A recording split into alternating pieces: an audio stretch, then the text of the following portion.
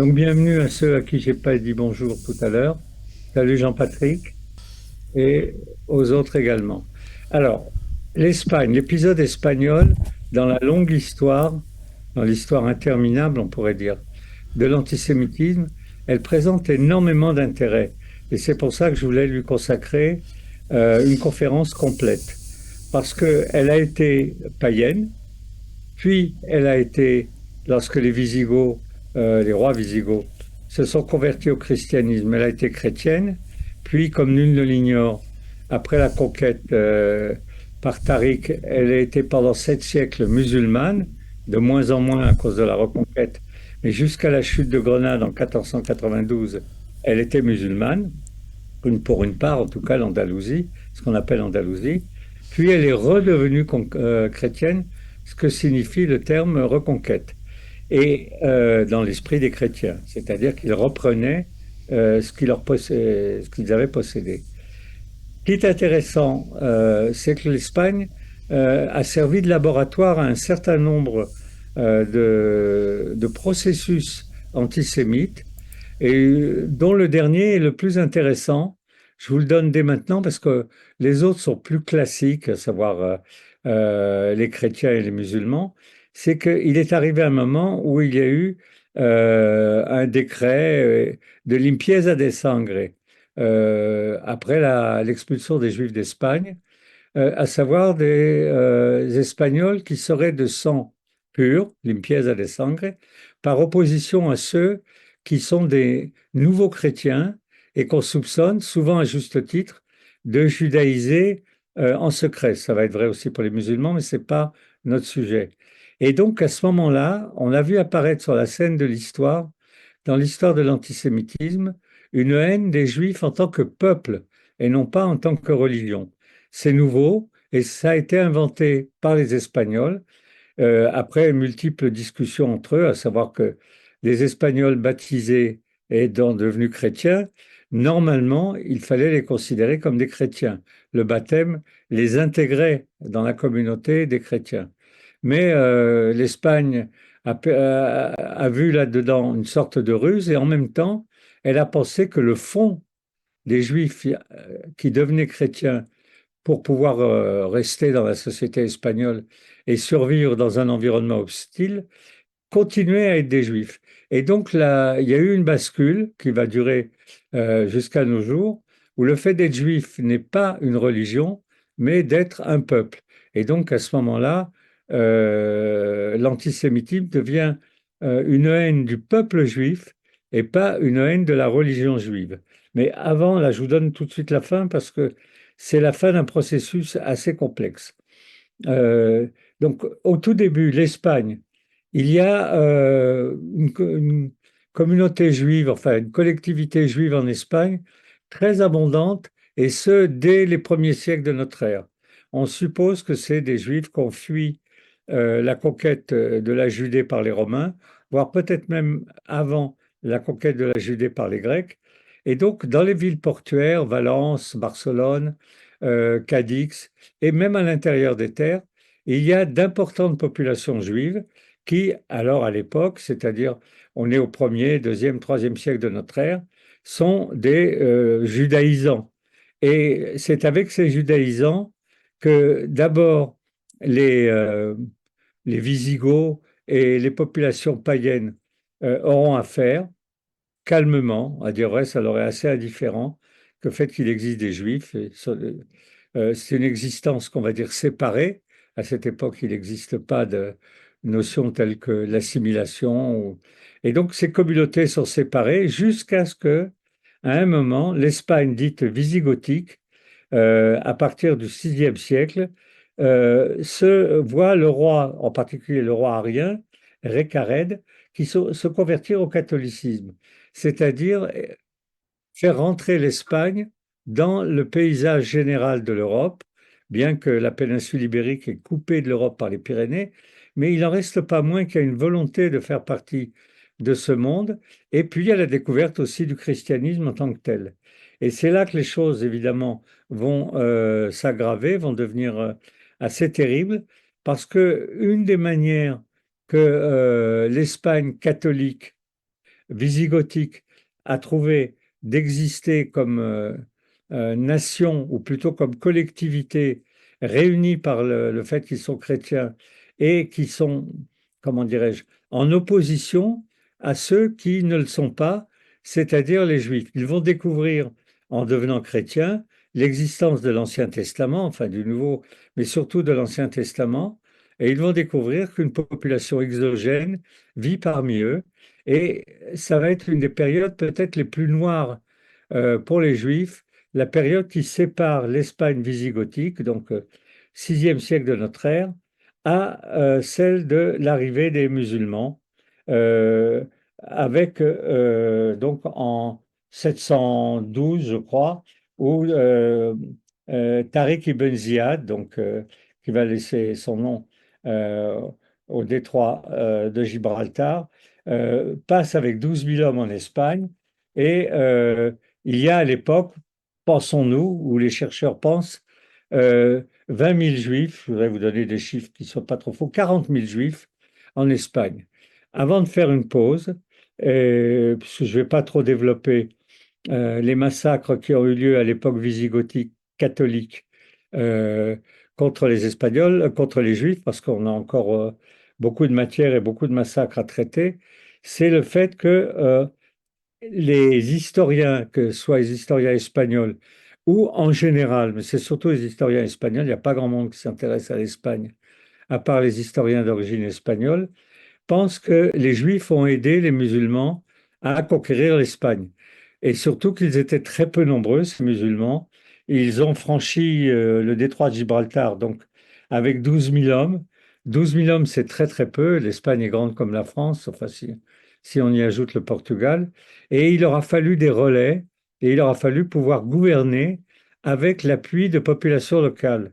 Et ces populations locales, et les chrétiens, lors de la reconquête, pour leur faire payer très cher, ces populations locales, ce sont évidemment les Juifs qui étaient là depuis toujours, qui étaient installés, qui avaient des relais, qui économiquement pesaient quelque chose et qui trouvaient chez les musulmans une religion et une nation très proche de ce que n'étaient pas les chrétiens. Les chrétiens leur paraissaient être une religion complètement fantaisiste, avec toutes sortes de récits qui ne tiennent pas la route, alors que, par exemple, la mort du Christ, sa résurrection, les choses de genre, alors qu'ils se sont tout de suite sentis très proches de l'islam.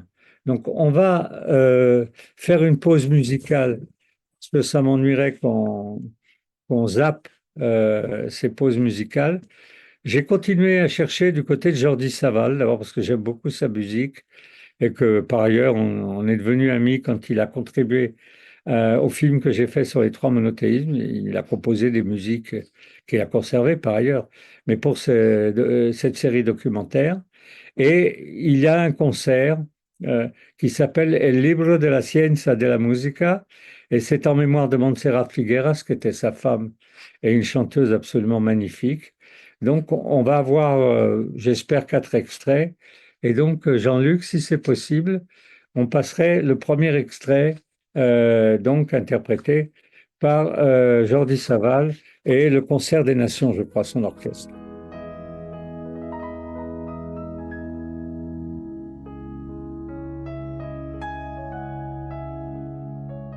Donc, on est euh, durant toute cette longue période de quasi 7 siècles où une très grande partie de l'Espagne, avant qu'elle ne soit totalement reprise par les chrétiens, est musulmane.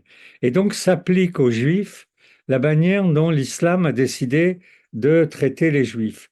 Il faut retenir quelques éléments que je vais donner, parce que ça fait partie de cette période très particulière, qu'on va retrouver maintenant, puisque la religion qui a, comment dirais-je, un point de vue euh, panoptique sur les Juifs. C'est à nouveau l'islam, et avec le conflit du Proche-Orient, qui est celle qui est la plus redoutable et la plus tonique.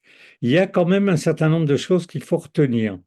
Tout d'abord, le Coran lui-même, qui est la source évidemment de l'islam, reprend énormément de textes de la Bible hébraïque, de l'Ancien Testament, un petit peu du Nouveau Testament. Il y a de nombreux récits avec Moïse, avec Josué, avec Jonas, avec Myriam, qui est parfois considérée comme la mère de Jésus. Il y a un peu de confusion, parfois la sœur de Moïse. En tout état, et puis il y a évidemment l'histoire d'Abraham, Ibrahim, et il y a donc une présence du matériau juif dans le Coran qui est énorme, énorme. Et cette présence du matériau juif se divise, comment dirais-je, il y a deux manières de la considérer du côté de ceux qui vont pratiquer l'islam. Les juifs sont nommés de deux manières différentes.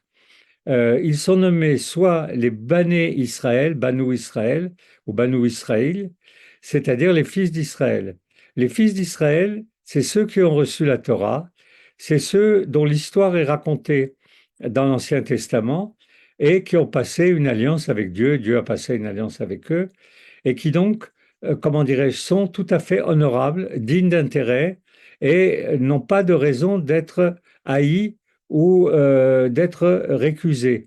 Et la quasi-totalité des textes dans le Coran, qui sont très très nombreux, innombrables, où il parle des Juifs, pour ceux où il parle d'eux en tant que Banu Israël, fils d'Israël, ce sont des textes plutôt laudatifs où ils leur reconnaissent une primauté, ils leur reconnaissent le fait aussi qu'ils ont une certaine qualité de rapport à la divinité, qualité qu'ils dénigrent et qu'ils refusent d'attribuer aux chrétiens. Ils sont un peu stupéfaits par la religion chrétienne, alors que la religion juive, avec ses obligations légales, avec ses récits, avec ses prophètes, leur paraît être de meilleure qualité. Et puis il y a un moment, à partir de l'époque où les Juifs ont été exilés, donc 6e siècle avant notre ère, 7e, 6e, 5e, et sont partis à Babylone et pour une part en Égypte, et ont perdu et euh, le roi, ils n'avaient plus de royaume, ils n'avaient plus le roi ni le royaume, et puis rapidement, ils n'ont plus eu non plus de grands prêtres, et donc ils se sont trouvés être un peuple en diaspora, c'est-à-dire un peuple sans un territoire qui lui est propre, sans un appareil d'État qui lui est propre, sans une manière de se gouverner qui lui est propre, avec uniquement une référence livresque aux lois de la Bible et une organisation sociale qui est celle des tribus arabes d'une certaine façon, c'est-à-dire ils sont unis mais lointains et ils se retrouvent rarement, mais parfois à l'occasion lors d'un pèlerinage à Jérusalem, mais ils n'en sont pas les maîtres. Et cela, ils les appellent des Yahoud, des Juifs. Et donc il faut retenir, il faut garder à l'esprit que lorsqu'on cite des passages du Coran et qu'on montre que les musulmans n'étaient pas hostiles aux juifs, il faut voir de quels juifs il est question. Si ce sont les Banu Israël, c'est des juifs historiques dont il ne reste rien. Ils ont disparu avec la disparition du pays des juifs, c'est-à-dire du royaume, et depuis, il reste des Yahoud, c'est-à-dire des gens du royaume de Juda, le nom qui va être repris aussi par les chrétiens pour désigner le traître parmi les compagnons de Jésus. Comme par hasard, le traître des compagnons de Jésus s'appelle Judas, alors qu'ils sont tous juifs. Et Judas désigne ici celui qui vient de Judée, c'est-à-dire le juif, c'est-à-dire pour les musulmans, le Yahoud. Quelle conclusion on peut en tirer? Il faut y ajouter, pardon, avant de tirer les conclusions de ça, il faut y ajouter quelque chose d'assez important. Dès que les musulmans, les Arabes, auront conquis la quasi-totalité des territoires, c'est-à-dire jusqu'au Xe siècle de notre ère, où ils vont imposer leur gouvernorat, ils vont avoir à gérer des communautés chrétiennes et des communautés juives et des zoroastriens, bon, peu importe, il y en a un peu en Iran, c'est pas trop notre sujet. Pour les juifs et les chrétiens, qui sont ceux qui les ont précédés dans la révélation monothéiste, des lois, ou plutôt une loi spéciale a été créée, qui va être la cause d'ailleurs de l'antisémitisme musulman au XIXe siècle. Cette loi, c'est ce qu'on appelle la loi des dhimmis. Les juifs et les chrétiens sont autorisés à vivre en terre d'islam, ils ne sont pas persécutés, mais ils doivent payer une taxe très importante, un impôt, et cet impôt est dû à leur statut, et ce statut, c'est ce qu'on appelle la dhimitude. C'est plus ou moins décrit dans le Coran, mais c'est surtout décrit dans les textes ultérieurs et où c'est développé. Et cette dimitude consiste à ne pas permettre ni aux juifs ni aux musulmans, par exemple, de monter à cheval. Ils doivent monter sur un âne. Ils doivent descendre de trottoir quand la musulman passe. Ils n'ont pas de statut tel qu'ils puissent bénéficier de tous les droits dont bénéficient les musulmans, mais très clairement, comme ils payent et qu'ils permettent au monde arabo-musulman de vivre, on va dire entre guillemets, sans travailler, ils ne sont pas massacrés. Et la seule fois où il y a eu un massacre très très important de Juifs en Espagne, le reste du temps c'était des moments d'énervement, mais rien à voir avec ce qui va se passer avec les chrétiens. Donc ce massacre a lieu à Grenade en 1066.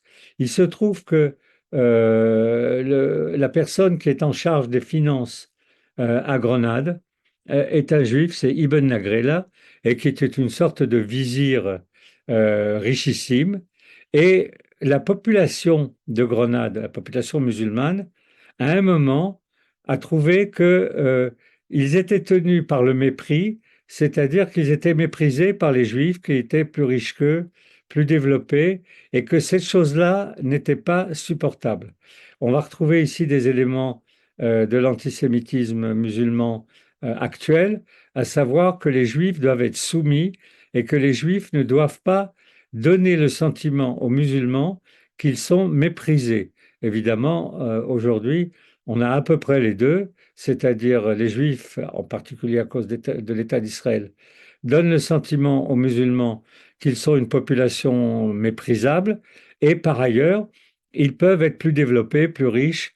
Je rappelle, je l'avais dit plusieurs fois dans les conférences précédentes, mais si le judaïsme est une religion progressiste, c'est-à-dire qu'elle se donne pour mission d'améliorer la création, c'est ce que raconte le texte biblique. Ils ont, en utilisant les 613 commandements, l'obligation de faire en sorte que le monde soit meilleur, pas l'humanité en tant que telle, mais le monde meilleur. Une manière très politique d'organiser l'existence, c'est-à-dire que si le monde est meilleur, les gens seront meilleurs. Les chrétiens qui sont venus, une fois qu'ils ont constaté l'échec des Juifs à rendre le monde meilleur et à rendre les hommes meilleurs, se sont préoccupés non pas d'améliorer le monde, mais d'améliorer l'homme. Bon, c'est la mission qu'ils se sont donnée. Ils ont construit tout un dispositif avec le mal métaphysique, avec l'aveu, avec la bonté, enfin toutes les valeurs chrétiennes qu'on connaît. L'islam n'y accorde aucune importance.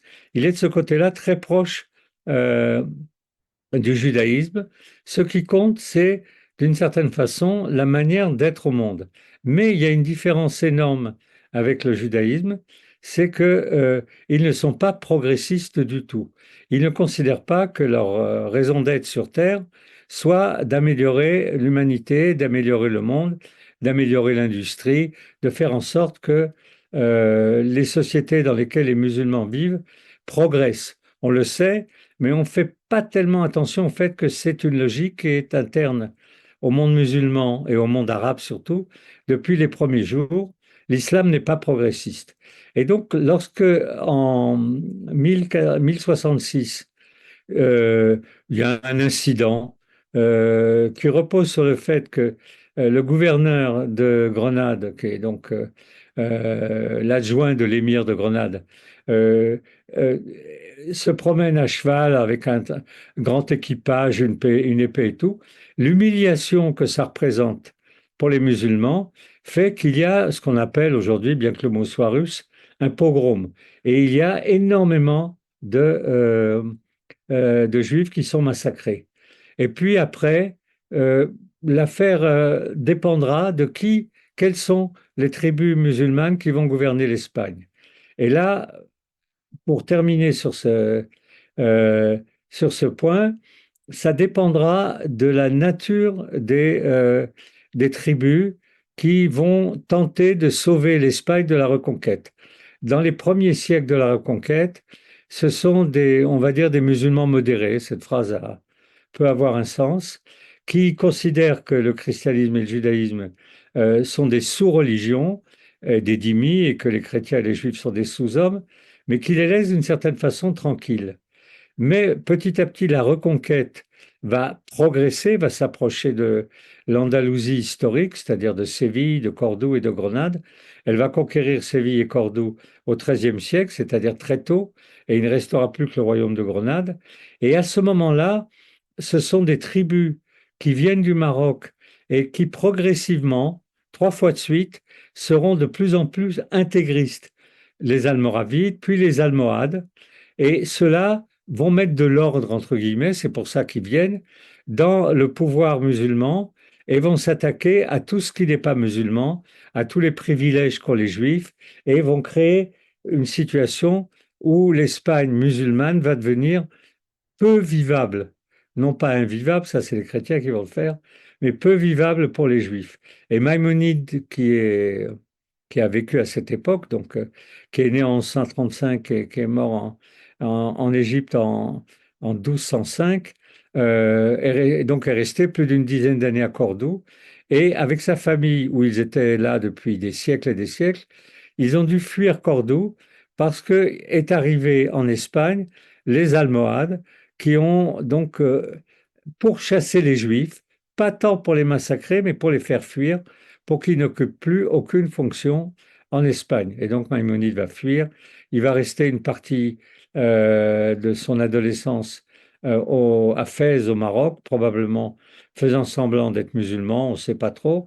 Puis il partira en Terre Sainte, à Jérusalem et à Saint-Jean d'Acre, pour finalement s'installer en Égypte, là où étaient beaucoup, et il s'est toujours appelé Maïmonide l'Espagnol, là où il y avait beaucoup d'immigrés juifs qui avaient fui l'Espagne. Les, les choses en seraient restées là si la reconquête n'avait pas atteint ses objectifs. Et à ce moment-là, s'est développé également un concept qui est resté et qu'on a encore maintenant lorsque se traite la question du rapport des musulmans avec les juifs et les chrétiens. En général, c'est les deux ensemble et pas les juifs seulement. C'est le fait que si les chrétiens disent que les juifs ont, comment dirais-je, euh, ont modifié l'Ancien Testament pour cacher le fait que la venue du Christ y était annoncée. Et donc, ils considèrent que l'Ancien Testament a été modifié par les Juifs et que la version qu'on possède, que les chrétiens possèdent et tout, est une version qui n'est pas la version authentique. Mais les musulmans ont été plus loin et ils ont décidé que l'Ancien Testament et le Nouveau, dont aucun des deux n'annonce la venue de Mahomet, clairement, il n'est même pas mentionné ni rien du tout, euh, a été falsifié. L'idée de falsification, elle est importante parce que c'est ce qui fait que ils se considèrent comme les authentiques dépositaires d'une révélation qui a été faite à Abraham, donc avant qu'il ne devienne juif, et bien entendu avant que Jésus n'apparaisse, et que cette révélation, qui est dans le Coran, euh, elle n'est pas, elle, falsifiée, elle est authentique. Et donc, c'est avec ce bagage que, comment dirais-je, chaotique, mais supportable, ou en tout cas qui a été supporté en grande partie par les Juifs en Espagne, que sont arrivés les chrétiens avec la reconquête. Et c'est surtout de ça dont il va être question maintenant dans la dernière demi-heure, c'est-à-dire les effets de la rechristianisation ou de la christianisation de l'Espagne. Un extrait musical, s'il te plaît?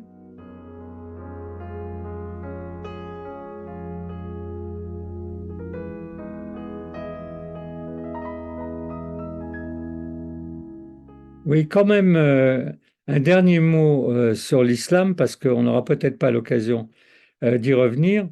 Les universitaires, en particulier les universitaires qui sont originaires de pays du Maghreb, considèrent qu'il y a eu une sorte de cohabitation paisible entre juifs et, et musulmans, jusqu'à ce que deux événements et complètement changé la donne au XIXe siècle.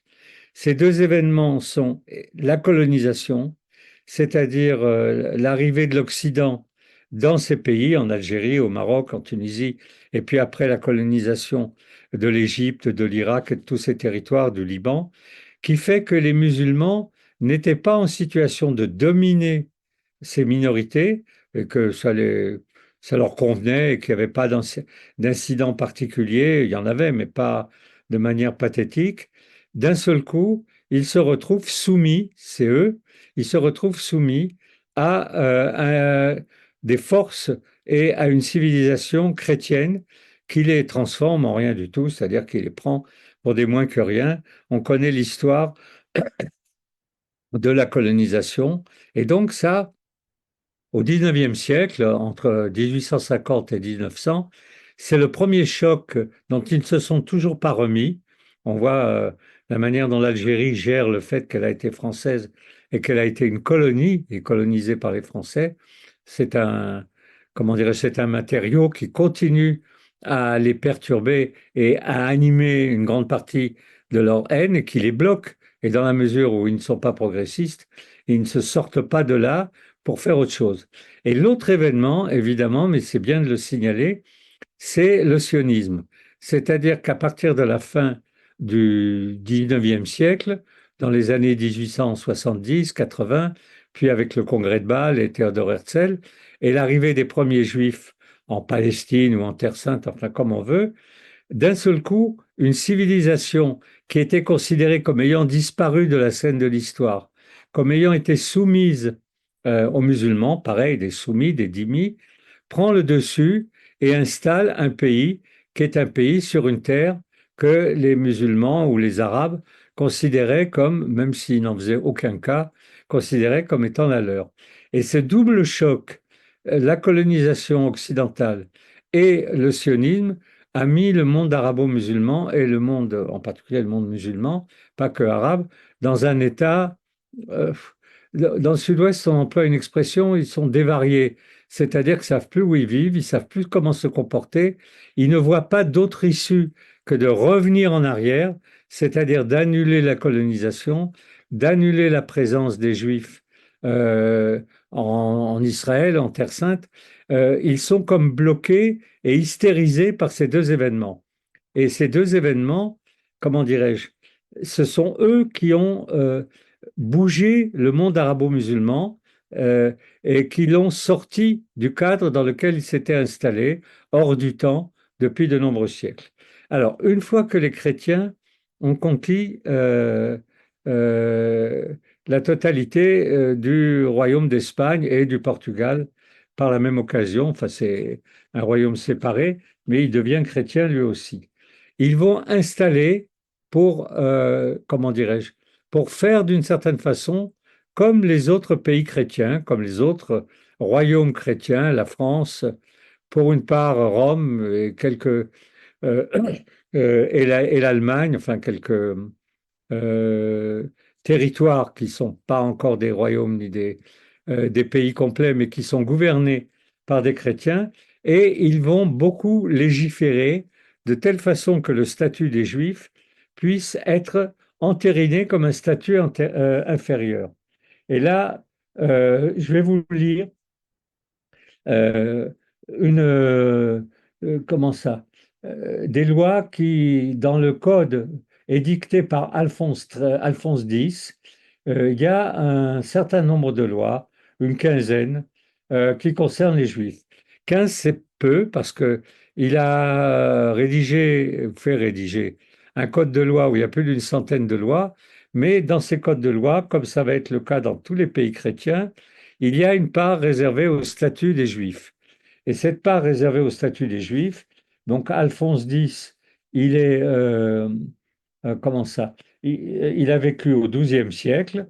Voilà ce qui est dit dans ce statut, cette législation concernant les Juifs. Un, premier point, limiter l'activité des Juifs et protéger les chrétiens. Ils estiment que les Juifs étant actifs, ils ont des esclaves chrétiens, ils ont des nourrices chrétiennes, ils possèdent des terrains que les chrétiens ne peuvent pas acheter. Enfin bref, il s'agit de protéger l'activité des Juifs, de protéger les chrétiens de l'activité des Juifs. On n'est pas dans des remarques religieuses. Les Juifs sont battus dans une situation misérable parce qu'ils ont crucifié Jésus. Donc ça, c'est l'argument qu'on va retrouver dans toute l'Europe. Les Juifs sont responsables de la mort de Jésus. C'est une histoire qui s'est constituée progressivement, pas immédiatement. Il est dit au moment de la mort de Jésus que la faute des Juifs présents au moment de la crucifixion retombe sur leurs enfants. L'Église a beaucoup débattu de cette question, je parle de l'Église de Rome, la papauté, parce qu'il était absurde à leurs yeux que la faute des parents retombe sur les enfants, puisqu'il y a le baptême, puisqu'il y a le pardon, et que donc, si les Juifs qui ont assisté à la crucifixion de Jésus sont coupables, leurs enfants n'ont pas à l'être. Mais ce sont des arguties philosophico-juridiques. En gros, dans tous les textes, les Juifs se voient imputer euh, la mort de Jésus.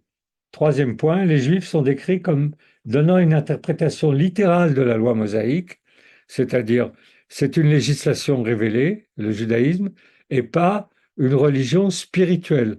On va retrouver cet argumentaire, y compris chez les philosophes allemands, Max Weber et d'autres, du début du 19e, la fin du 19e siècle et début du 20e, chez Kant également, qui récuse par exemple le fait que le judaïsme soit une religion. Il dit le judaïsme est une pratique sociale, mais pas une législation révélée. Une religion implique une spiritualité, implique le fait d'être les yeux levés vers le ciel, et non pas, comme dit Lévinas, les yeux tournés vers autrui, c'est-à-dire celui qui est vis-à-vis. Et cette idée que le judaïsme ne mérite pas, euh, comment dirais-je, euh, le, euh, le titre de contributeur à l'amélioration de l'humanité, on le voit déjà ici, mais on le verra surtout quand on verra euh, les philosophies du 19e et du 20e siècle, où il sera question de récuser aux Juifs toute fonction dans l'histoire de l'humanité, en particulier Hegel, qui était le pire, et qui avait inventé un système où chaque période de la société se développait au détriment de ce qui la précédait. C'est ce qu'on appelle la dialectique, et que les Grecs avaient été remplacés par les Romains par la bourgeoisie par le pouvoir né de la Révolution européenne. Il y avait un problème, à savoir qu'il y avait encore des Juifs, alors que les Juifs auraient dû disparaître puisqu'ils avaient fait leur temps. C'est l'argument de Hegel, c'est l'argument qu'on trouve ici. Ils sont décrits comme donnant une interprétation littérale de la loi mosaïque, donc les lois seulement, dont ils sont les esclaves. Ils sont les esclaves de la loi. Ils pratiquent la circoncision et observent d'autres préceptes de cette loi. Pratiquer la circoncision n'est pas un geste spiritualiste, c'est un geste qui consiste à déterminer qui est juif et qui ne l'est pas, ce qui n'est pas du tout la même chose. Le non-juif, toujours chez lui, quatrième point. Le non-juif vient de Juda. Les rois disent clairement qu'ils étaient d'excellents militaires. Donc là, il en profite pour dire un peu de bien des juifs. Les juifs ne doivent pas être massacrés, car une partie d'entre eux sera sauvée à la fin des temps. Ça, c'est dans la Vulgate chrétienne. Il faut garder des juifs comme témoins de la passion de Jésus et comme ayant leur présence étant justifiée, parce qu'à la fin des temps, ils seront convertis au christianisme, ils se convertiront spontanément au christianisme. On retrouve ici un argument des confessions de Saint Augustin. Saint Augustin, qui avait beaucoup écrit les Juifs, au IVe siècle de notre ère, a trouvé un concept qui a été conservé jusqu'à Vatican II, c'est-à-dire jusqu'à il y a peu dans l'Église, à savoir que les Juifs sont conservés parce qu'ils sont un peuple témoin. Ils sont témoins de la passion du Christ, et on se retrouve avec un problème que je peux comprendre, même si je ne suis pas un théologien chrétien. Euh, L'histoire du christianisme repose sur une série d'événements qui sont, en anglais, on a un mot pour ça que je trouve très bien, incredible. C'est-à-dire quelqu'un est mort et ressuscité. Et puis, il devait revenir. Bon, il n'est pas revenu, mais l'ensemble des événements qui ont fondé le christianisme ne sont pas des événements attestés ou concrets. Par exemple, il y a un historien qui s'appelle Flavius Joseph, c'est un pur miracle, qui est un historien qui a traité en 16 volumes toute l'histoire de cette période, l'histoire des Juifs. Il ne signale pas du tout, c'est très peu. L'aventure Jésus, quelqu'un qui est mort et ressuscité, ça aurait dû le faire. Et il ne signale même pas l'existence des chrétiens.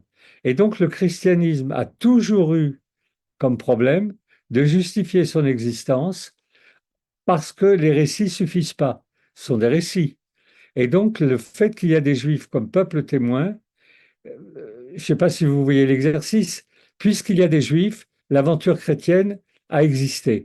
Et donc, ils sont non seulement, il faut les protéger, ils ne le seront pas tout le temps, ils seront très largement massacrés, mais la papauté et les évêques, disons les cadres de l'Église, s'opposeront toujours au massacre des juifs, toujours, sur cet argument, à partir de cet argument, il faut les mettre hors de la cité, dans des ghettos, où vous voulez, mais il ne faut pas les massacrer, il faut qu'il en reste. Et en Espagne, il aurait fallu qu'il en reste, parce qu'ils vont se convertir au moment de la fin des temps. Et le signe que c'est la fin des temps, c'est qu'ils se convertissent au christianisme.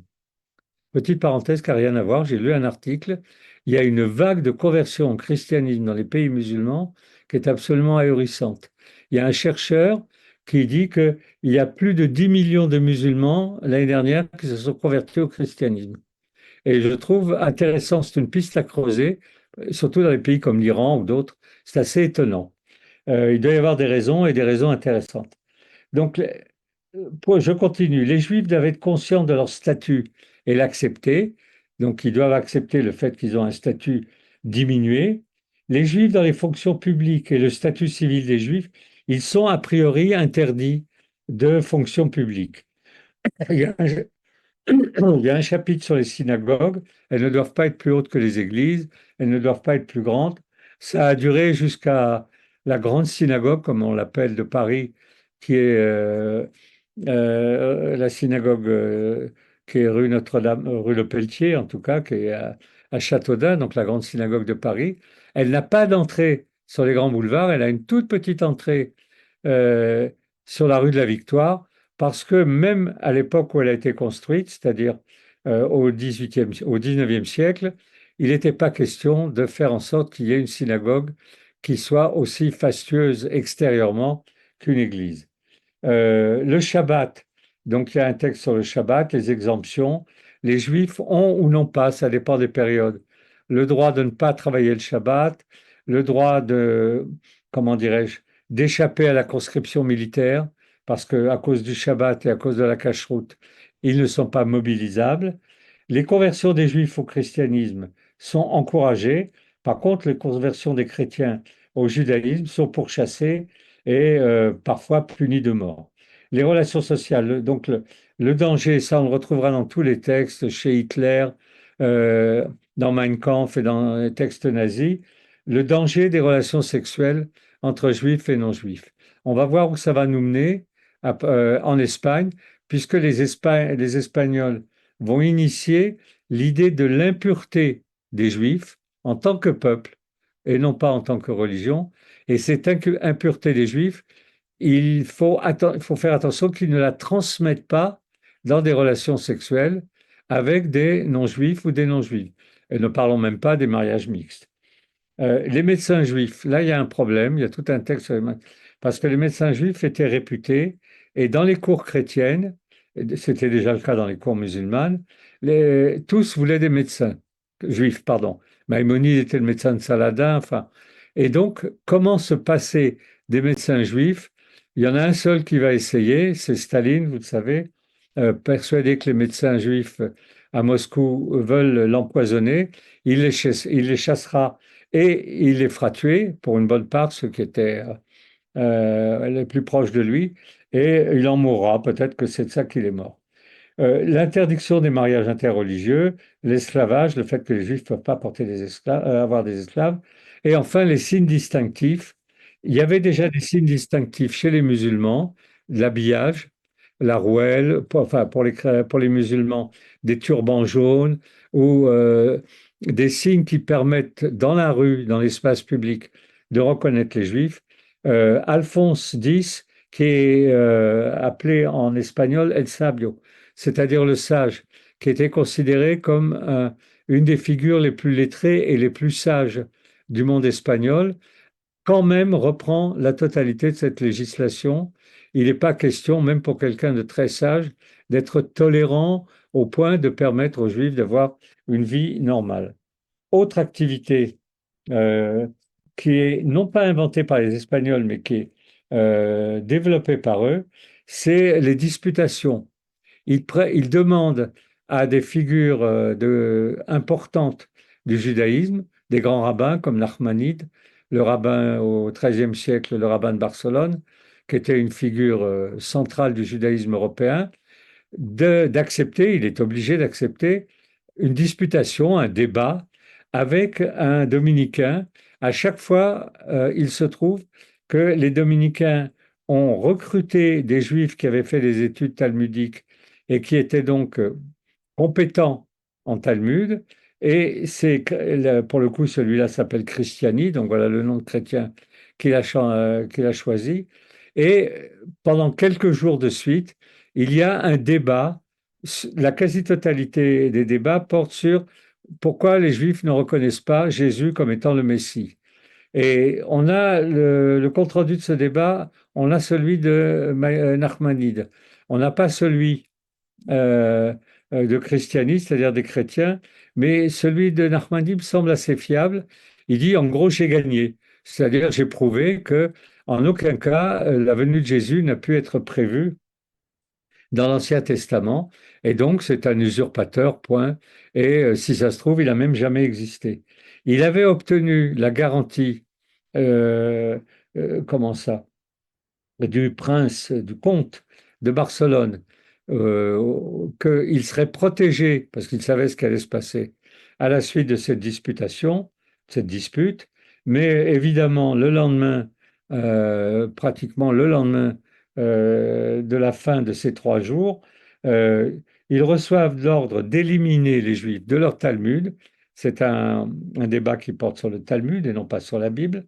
Et, euh, et Nachmani doit quitter le royaume d'Aragon, et il va chercher refuge dans les pays musulmans dans un premier temps, puis il va partir à Jérusalem, où il a fondé une synagogue, la synagogue Granban, Nachmanide, qui a été détruite par les Jordaniens en 48 lorsqu'ils ont pris la ville. Le débat porte, et là c'est un point relativement important, parce que l'arrivée des dominicains qui connaissent le Talmud, ces 10 000 pages qui sont des articles essentiellement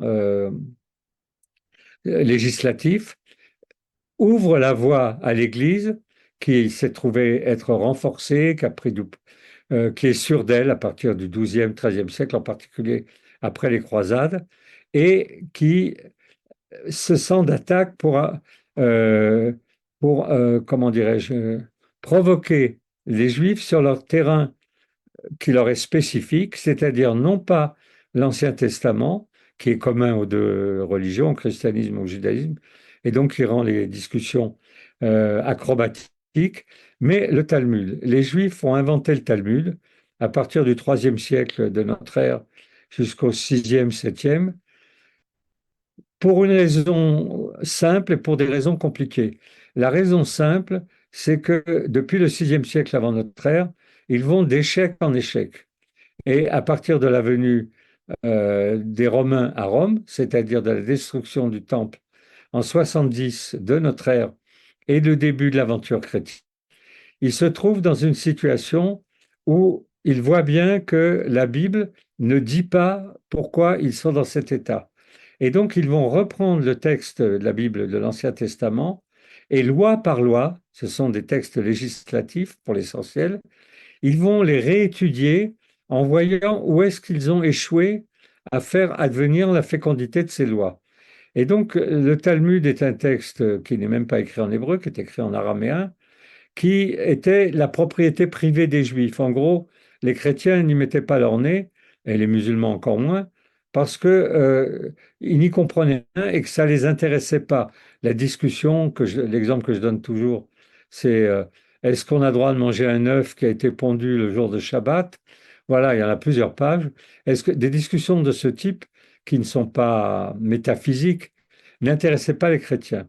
Mais à partir du moment où ils ont vu que c'est le livre central des Juifs et qu'ils ont eu des Juifs convertis au christianisme capables d'en débattre, ils ont trouvé à l'intérieur du Talmud des références au fait que Jésus est né d'un âne, que Marie était une prostituée, et tous ces textes existaient, pas copieusement, mais existaient. Et donc, ils ont exigé que le Talmud soit expurgé, ou dans des cas plus brutaux, par exemple Saint-Louis à Paris, de les brûler. Et il y a eu des brûlements de Talmud, des charretés de Talmud, quand on pense que ces milliers de textes ont tous été écrits à la main et que c'était des manuscrits, et c'était donc une très très grosse perte pour les Juifs, il a fallu les réécrire et les refaire, mais surtout, il y avait des gens qui étaient chargés de les vérifier et de voir s'ils ne continuaient et ne comportaient pas des passages malveillants sur les chrétiens. Et donc, il y a eu, dans l'époque euh, où le christianisme s'est trouvé se développer et s'affirmer comme une religion dominante, des persécutions contre les juifs. Et ces persécutions se sont trouvées à un moment euh, atteindre un sommet pour deux raisons. Il y a toujours des raisons historiques. Euh, c'est la peste noire. La peste noire, c'est la fin du XIVe siècle, qui a tué pratiquement un tiers, si ce n'est la moitié, de la population de l'Europe, donc en Espagne également.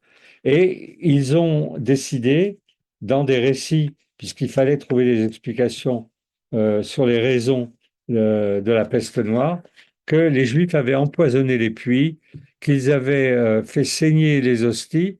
Faire saigner les hosties, c'est une idée particulièrement judicieuse, parce que si quelqu'un est capable de faire couler du sang en poignardant une hostie, c'est que cette hostie est vraiment le corps du Christ. Et là encore, ils se sont servis des Juifs pour appuyer des, comment dirais-je, des concepts difficilement crédibles, à savoir que le corps du Christ se trouve dans une hostie, dans un morceau de pâte à pain, et le sang dans du vin. Et donc les Juifs, en profanant euh, euh, ces éléments, euh, faisaient la preuve, entre guillemets, que le christianisme avait pu, non sans difficulté, ça a été accepté avec beaucoup de difficultés, y compris dans le monde chrétien, s'incarner dans l'hostie et le vin. Et donc, lorsqu'il y a eu la grande peste, les Juifs ont été accusés donc d'empoisonner des puits, d'en profiter. Ils vivaient déjà dans des quartiers reculés, ce n'était pas encore des ghettos, mais c'était des quartiers séparés. Et pour des tas de raisons, parce qu'ils vivaient entre eux, parce qu'ils avaient des médecins, il y avait sans doute, c'est même pas sûr, un peu moins de morts chez eux que dans le reste de la population. Ça a suffi pour provoquer des massacres absolument inouïs. Et l'Espagne s'est lancée là-dedans.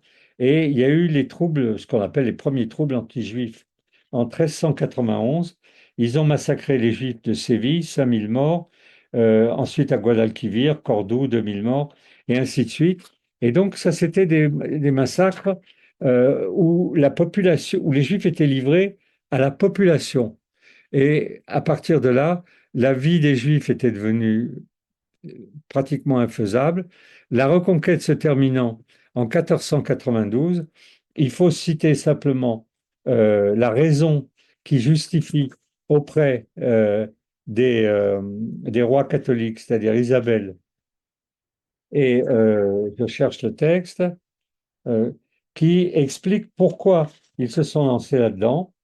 Euh, Lorsqu'il décide dans le décret d'expulsion de l'Alhambra, nous avons décidé d'ordonner à tous les Juifs, hommes, femmes et enfants, de quitter nos royaumes et de ne jamais y retourner à la date du 31 juillet 1492 et de ne plus rentrer sous peine de mort et de confiscation de leurs biens.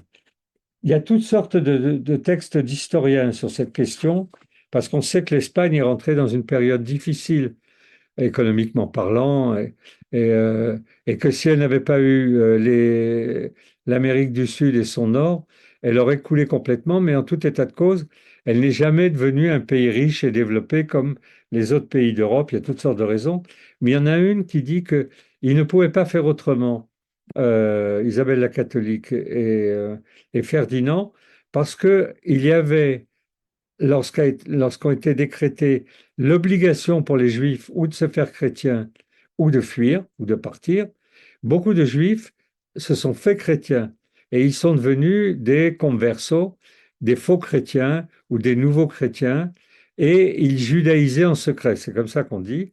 Le nom qui leur a été donné, c'est les Maranes. Et comme ils judaïsaient en secret, euh, ils servaient de lieu de repli, c'est une des thèses, aux Juifs qui refusaient de devenir chrétiens.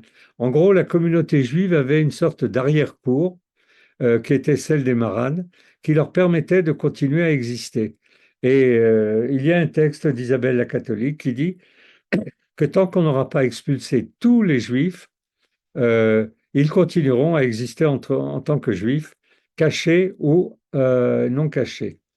Le concept de maranisme, il faut s'y arrêter. Je l'ai dit au début, c'est une bascule totalement inédite et très importante dans l'histoire de l'antisémitisme. À partir du moment où les Juifs vont être persécutés parce qu'ils sont nés juifs du verbe naître et non pas parce qu'ils pratiquent le judaïsme, on aura affaire à l'antisémitisme moderne. Cet antisémitisme qui va être repris par les Français à la fin du XIXe siècle, par les Allemands à l'époque nazie, et peu importe que des Juifs soient religieux ou pas, les nazis ont déporté les Juifs, qu'ils soient religieux ou pas, du moment qu'ils faisaient partie, d'après eux, du peuple juif et d'après les Juifs eux-mêmes.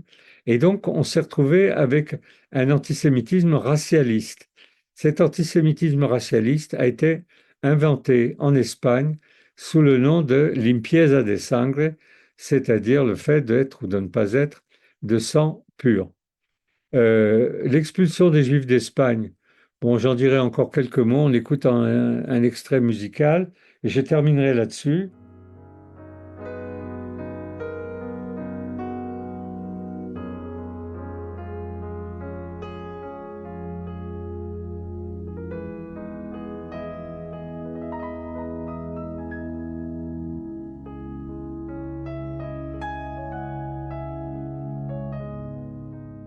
Oui, donc pour clore, quelque chose qu'on sait mais auquel on accorde peu d'attention, c'est que ces juifs clandestins, donc ces maranes, ont formé une grande partie de l'intelligentsia, et y compris aussi de l'appareil de l'Église et de l'appareil économique de l'Espagne.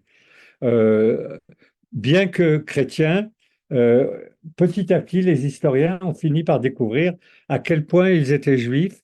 Et donc, ça a joué, en particulier dans la culture espagnole. Je vais vous donner leur nom. Il y a par exemple Fernando de Rojas, qui est l'auteur de La Célestine. C'est une pièce de théâtre où c'est une œuvre en prose qui comprend 16 actes, bon, peu importe, qui a été éditée à Burgos.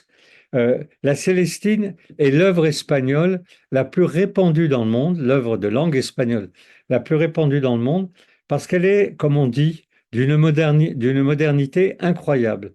Qu'est-ce qui permet à une œuvre qui a été écrite à la fin du XVe siècle d'être de modernité totale et absolue, dans un climat, dans des relations entre les personnages qui ont l'air d'avoir été écrits au début de ce siècle, et la pièce est encore jouée souvent, c'est le fait qu'il n'y a pas d'arrière-pays Hidalgo chez ce personnage. Ça va être le cas des autres aussi.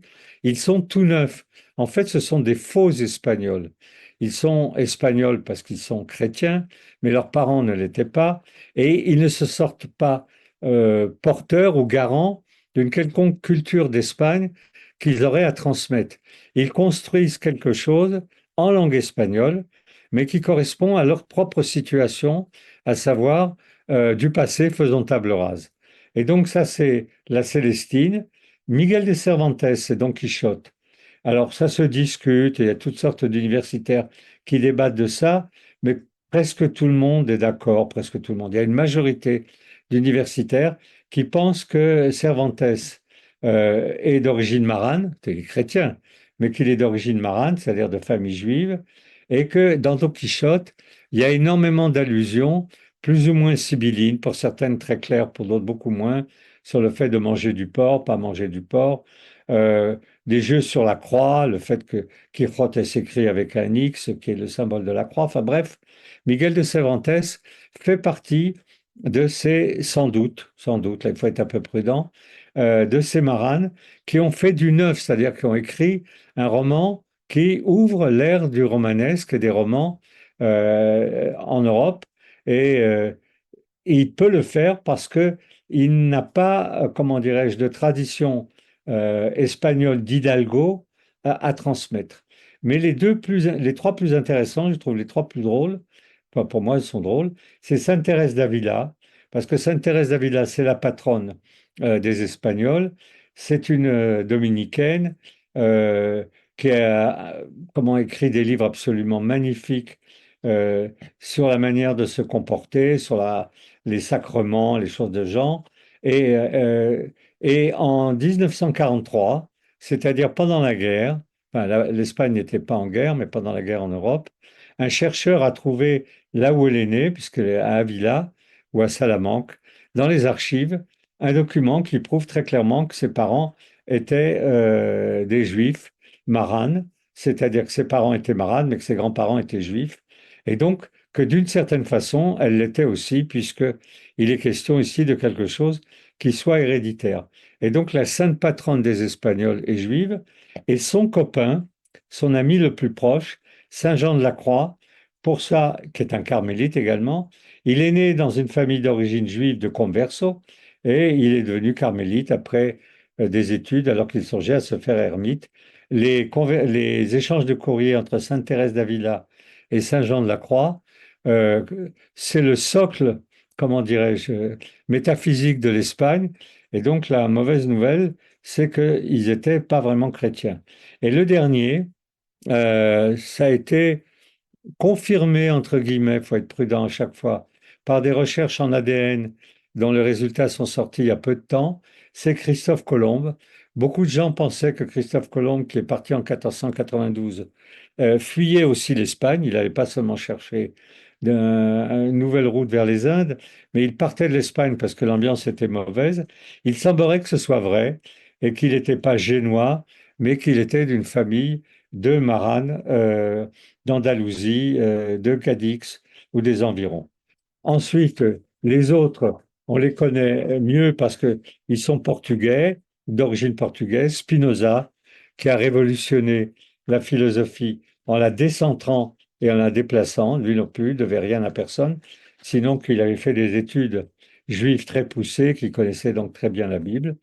Et l'Espagne a contribué d'une certaine façon à ce concept de juifs clandestins dans lequel il y a Mendès France, dans lequel il y a toutes sortes de personnes, les banquiers Pereire et d'autres à l'époque de Napoléon III, qui vont accomplir leur destin de juifs jusqu'à ce que des antisémites patentés lèvent cette identité faussement ou laïque ou chrétienne et les accusent, par exemple, la France de devenir républicaine à cause de la présence de nombreux juifs, dont des juifs clandestins venus d'Espagne. Je propose, parce que je m'y suis engagé, à arrêter là et à laisser un peu de place pour des questions, si vous avez, ou des remarques. Merci.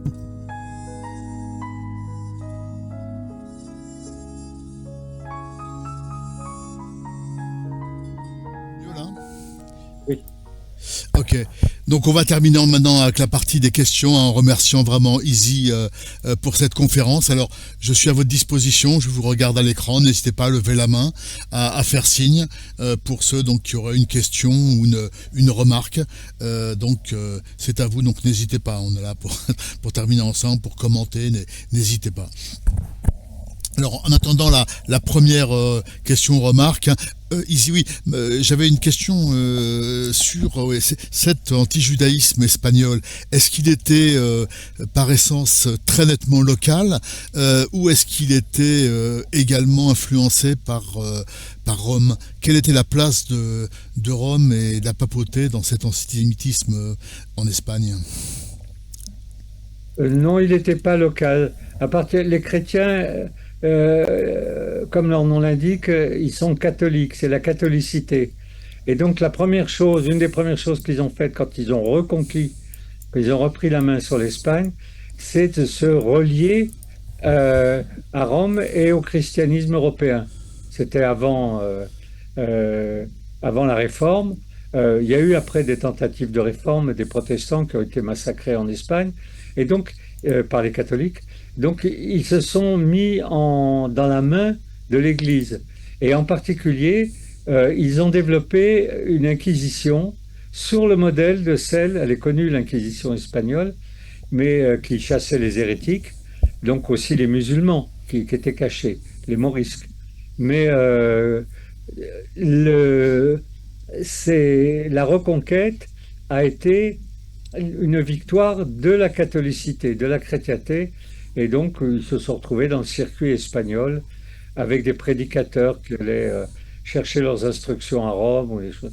Il n'y avait rien de particulier, non. Les messes étaient en latin, le- les conciles, il y avait des conciles locaux, puis il y avait des conciles qui étaient des conciles dans différents endroits dans la chrétienté, et ils appliquaient les décisions des conciles. Merci Izzy. Y a-t-il une question, une remarque dans la salle? Alors moi, j'avais, en attendant, écoutez, une deuxième question qui me titillait, oui, sur l'Espagne. On a beaucoup parlé donc de cet antijudaïsme. Finalement, qui a soutenu les Juifs, mis à part eux-mêmes, dans cette période en Espagne? Dans laquelle il y a plusieurs périodes. Il y a la période visigothique avant qu'elle soit chrétienne, la période chrétienne quand les Visigoths se sont convertis au Disons dans la période christianisme. chrétienne, disons. Avant l'islam ou après l'islam? Avant l'islam, avant l'islam.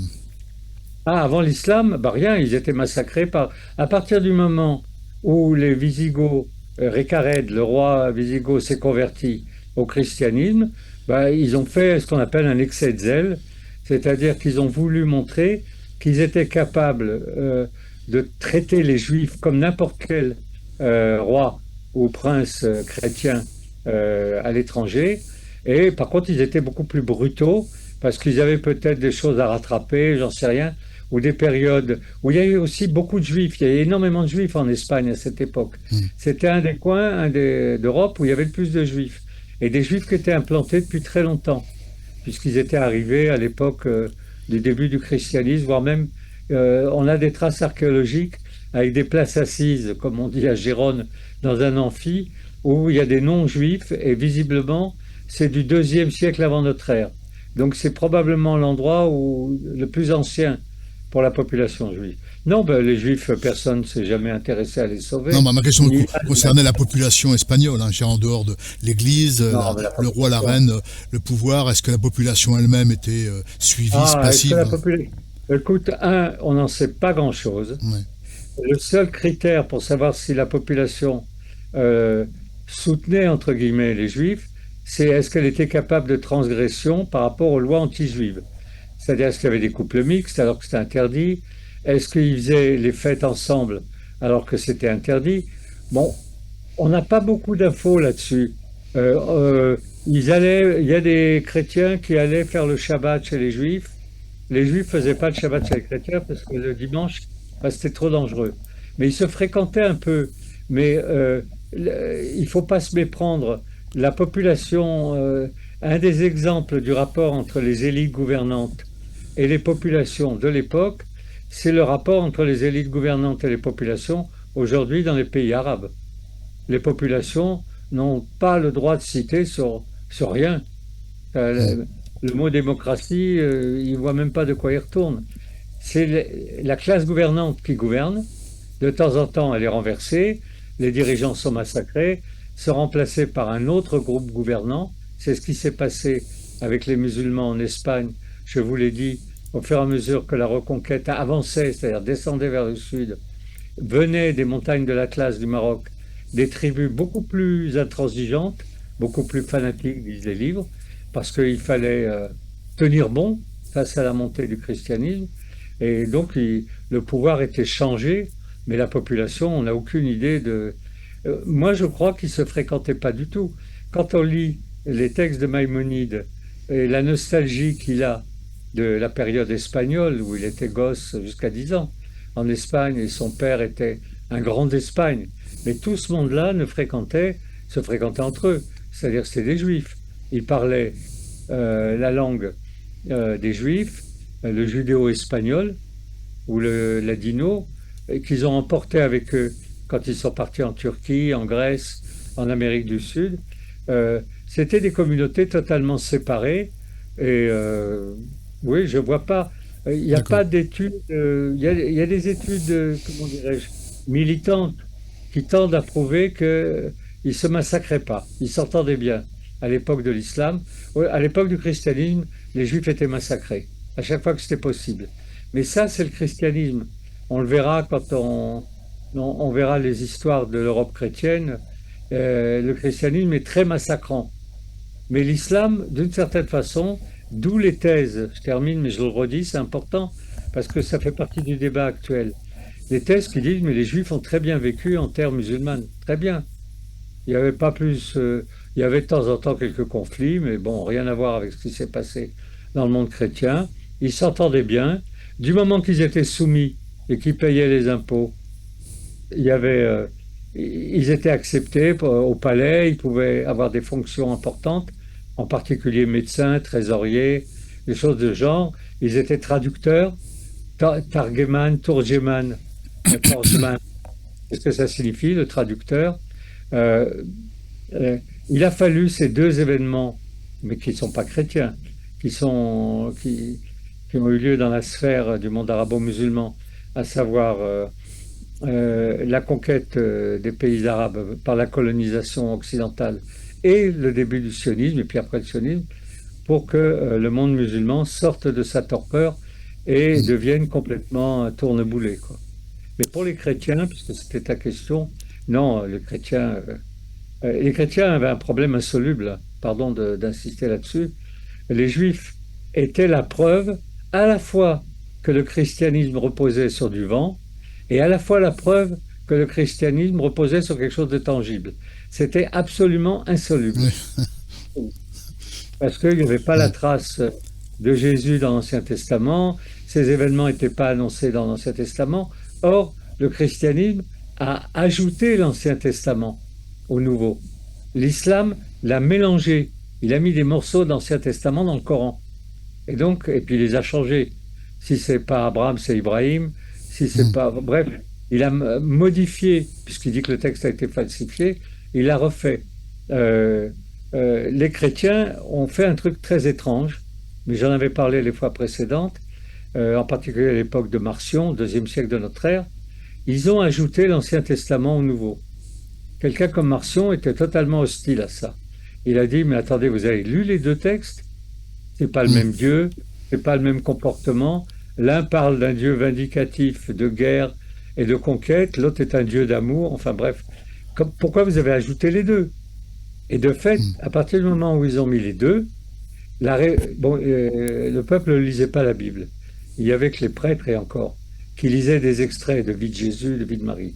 Mais avec la réforme, la Bible a été introduite dans le corpus chrétien. Ils étaient ahuris. Ils découvrent des livres qui n'ont rien à voir avec le christianisme et qui sont la première partie du christianisme. Beaucoup plus de paix, plus de pages, plus de Mm. personnages. Ça raconte l'histoire d'un peuple. Non, non, c'est une affaire compliquée, hein. Merci Izzy. Allez, il nous reste 5 minutes. Y a-t-il une dernière ou question ou remarque? Bon, n'hésitez pas, hein.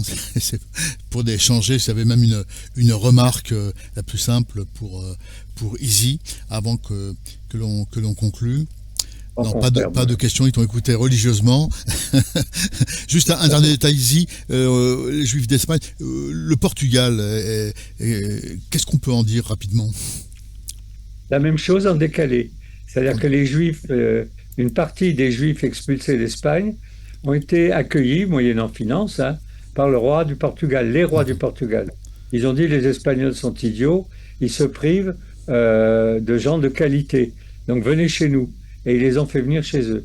Et puis l'idéologie chrétienne l'a emporté. Et à partir du début de 1600, donc 17e siècle, ils ont expulsé aussi Hmm. les Juifs du Portugal, qui sont allés dans différents endroits, dont en Hollande, dont donc dans les pays, certains pays nordiques, dont euh, les colonies portugaises d'Amérique du Sud, c'est-à-dire le Brésil pour l'essentiel. Et à ce moment-là, le sort des Juifs portugais a été le même que le sort des Juifs espagnols. On considérait qu'il n'y en avait plus du tout. Une anecdote, puisqu'il me reste 2 minutes, des amis, des gens que je connais, qui datent de l'époque où je travaillais à Arte, c'est donc assez ancien, ont fait un film pour Arte qui s'appelle Les Derniers Marans. Je ne sais pas si vous avez entendu parler de ce documentaire. Ils sont allés dans la montagne portugaise, à la frontière avec l'Espagne. Donc c'est pour vous dire, c'est un endroit paumé. Moi, j'y suis allé en autobus, c'est un jour entier de car pour y aller. Et dans ce village qui s'appelle Belmonte, il y avait une communauté, une population, le village étant divisé en deux, le village d'en haut et le village d'en bas. Le village d'en bas, il y avait une population qui avait des rituels très étranges. Autour de la Pâque chrétienne, mais il mettait des rideaux aux fenêtres et il lâchait des colombes, il chantait des chants dans des langues qu'ils ne comprenaient pas eux-mêmes et il faisait toutes sortes de rituels dont ceux qui ont fait les films, tous les deux étaient juifs, ont compris qu'ils avaient un lien avec le judaïsme. Et donc, ils ont fait venir, ils ont fait ce film. Dans ce film, il y a une séquence que moi je trouve délicieuse. Ils interviewent une dame, une vieille dame, et lui disent: Est-ce que tu es juive? Et elle dit: Non, non, ça va pas, non, je ne suis pas juive. Et elle dit: Est-ce que ton mari, il est juif? Ah bah, dit: Ah oui, il est juif. Et lui, il est derrière et il fait: Non, non, non. Parce que, alors, il y a sûrement des histoires de voyage du village d'en bas. Il n'en reste pas moins qu'il y a une population d'à peu près 400-500 personnes qui a été décrétée juive, en tout cas qui s'est découverte juive. Ils ont touché, comme on dit, un rabbin qui est venu les évangéliser. Et la moitié est partie en Israël, parce que ça faisait des siècles que leur vie était un enfer. Donc, ils sont partis. Il y a le père d'André Azoulay, qui est le conseiller du roi du Maroc, qui est le père d'Audrey Azoulay, qui est la patronne de l'UNESCO, donc le grand-père, j'ai oublié son prénom, qui a construit une synagogue à Belmonte avec des dorures et des trucs comme ça. Bon, évidemment, personne n'y va, mais qui est un monument absolument magnifique. Bref, ils ont été récupérés au sein de la population juive et c'est un lieu de tourisme sur les Maranes. Le film s'appelle Les Derniers Maranes, mais qui a Merci. fait découvrir au moins aux spectateurs d'Arte, aux téléspectateurs d'Arte, l'existence de ces communautés perdues qui racontaient absolument n'importe quoi, mais qui le faisaient parce qu'elles gardaient par-devers elles le fait qu'elles avaient été juives. Merci, merci beaucoup Izzy, merci infiniment. Allez, j'ai réactivé les micros donc pour qu'on puisse terminer tous ensemble. Allez, merci en tout cas, merci infiniment Izzy hein, Ah, pour Oui, cette conférence. merci. C'était magnifique. Est-ce que donc on te retrouve Izzy pour la suite au mois de mars? Ce sera sur quel sujet? la suite. La suite? Je ne sais pas. Je crois que c'est le christianisme, non? Alors, je sais pas si On Anne l'annoncera. ouais, Oui, ouais, Je bon, l'ai pas, il y je aura l'ai un pas non mailing. plus, je suis désolée. Non, non, il n'y a pas de souci, il y Mais aura un on mailing, l'annoncera. l'information de Anne, j'ai pas le programme oui, sous les yeux. Alors, au mois de mars, il y oui. aura la suite avec Izzy. Il y aura également Maurice, une conférence qui aura peut-être lieu donc au centre Goethe. J'en ai parlé avec Maurice tout à l'heure, donc on va voir ça donc avec Maurice. Et bien sûr, l'information sera mise sur le site Hebraïca et sera diffusée par mailing Je peux vous le dire par en Anne. une seconde. C'est Oui, chronologique. Donc, je l'ai sous les yeux. Je crois que c'est justement le christianisme. Alors, d'accord. la totale, Oui, c'est-à-dire le christianisme des des débuts. Lumières, non? Euh, oui, absolument. C'est le christianisme.